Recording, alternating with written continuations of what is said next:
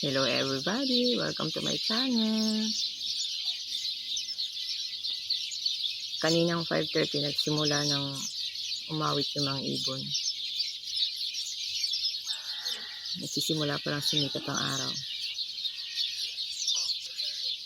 Ayan, panoorin niyo po at pakinggan ang magagandang ibong ito. Ang sarap pakinggan. Diba? Before I show it to you, please click like, subscribe, and click the notification bell para patuloy niyong masubaybayan ang totoo naming buhay dito sa Israel. Please watch this. Ayan po, umaga, 5:30, nagsimula na silang umawit.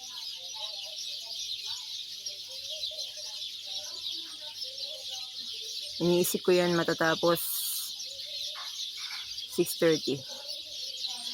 Lilipad na sila at maghapon silang wala dyan sa puno.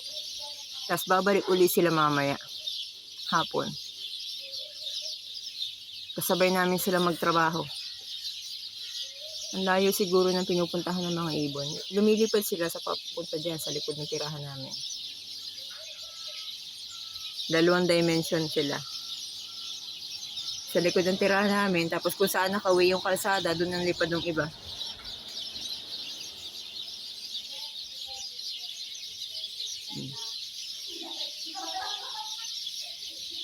Kaya itong mga ibon na to, hindi sila pinababayaan ng Panginoon. May nakakain sila, kahit hindi sila nagtatrabaho. Sinunod nila yung, kumbaga naka-ano na sila doon, kaya hindi man sila nakakapagbasa ng scripture, yung Panginoon na ang nag-ano sa kanila. O, umalis na yung iba. Nagsimula na silang umalis. Magsi 6:30 na, may lumilipad ng paalis. Magkaka-ano sila, iba-ibang ruta, iba-ibang lugar. Ang galing.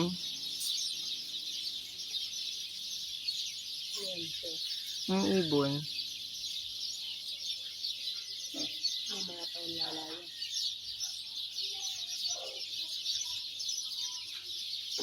Galing ano.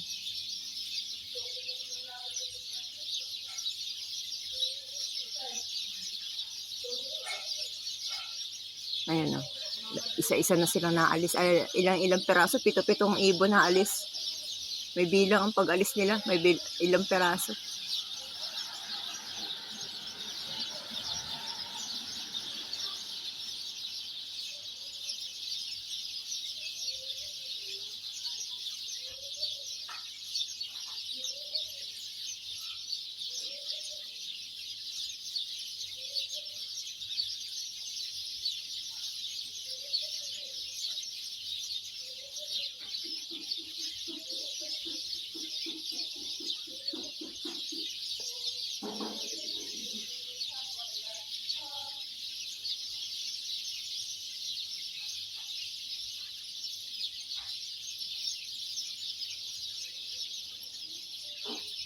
Two, 4, 6, 7 nga.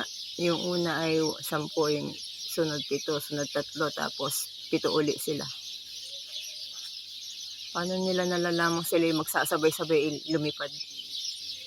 Galing, no?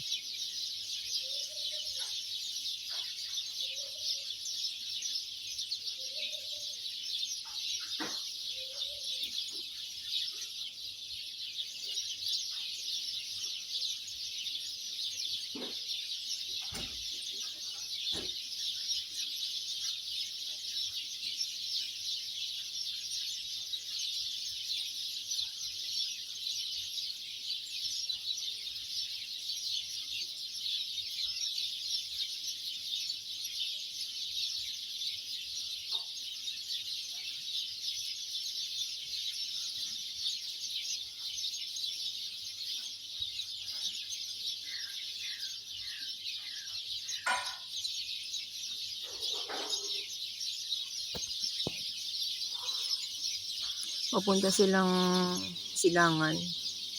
Dapat hindi sila magagaling sa north pagka uuwi na. Ano kayang meron doon sa lugar na yun? Baka pupunta sila sa mga farm.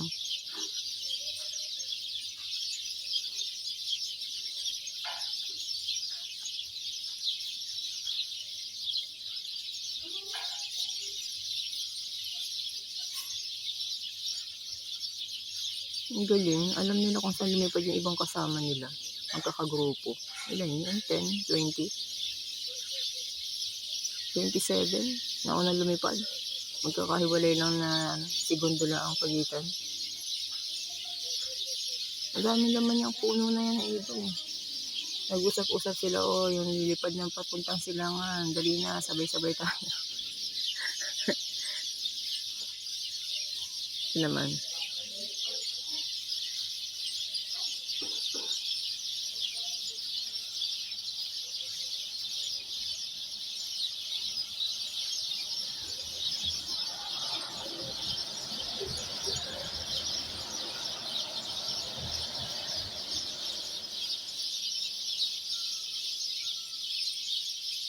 May isang ibon na nasa tuktok ng puno. Siguro yun ang leader. Nakaharap yung iba sa hilaga, iba sa northeast. Doon ang direction siguro ng lipad nito. Yung nasa tuktok. Ang tagal na sundan, nakaalis yung iba. Nandiyan pa yung iba. Ang oras na. Magki 6:30 na. Baka sabay-sabay silang aalis.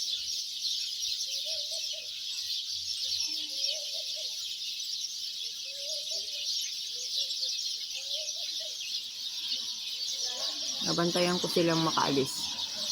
Kasi baka malate ako.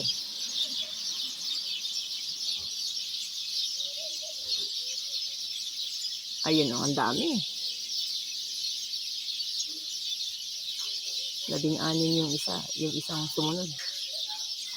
Napunta sila lahat muna sa taas, nag-iingay yung nasa baba, tapos yung paalis, nagtitipon sa taas ng puno, tapos sabay-sabay lilipad. Ang galing!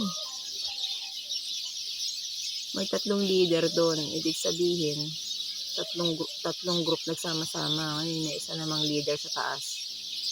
Umaakit na ulit yung ibang kasama, lilipad ulit. Ang galing nila. Ayun o. Makaganon ulit. 14 naman kanina. Ay, madami ito. Ang dami nila sa taas. Maraming leader. Ang galing. Galing ng Panginoon. Nalilid niya yung mga ibon na ganito. Ayun o. Mamaya, lilipad ulit yan.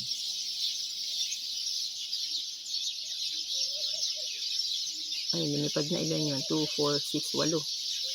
O, diba? Akit ulit. Nakalipad na yung isang group. Parang meron silang sign ng lakas ng kanilang senses. Nakalipad isang group na lumipad na ulit sa taas. May nagilid yung isa. Nakalipad na sila. Lipad na ulit sa taas. Ang galing! Katok-tok ng puno sila nagsisimula.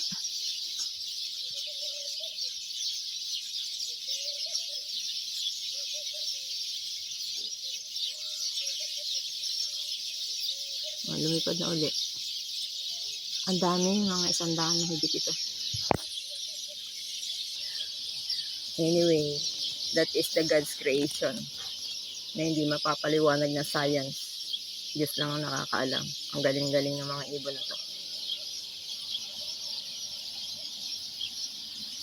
Ito, kapag tahimik na yung puno na yan, ibig sabihin late ka na. Tanghali ka nang gumising.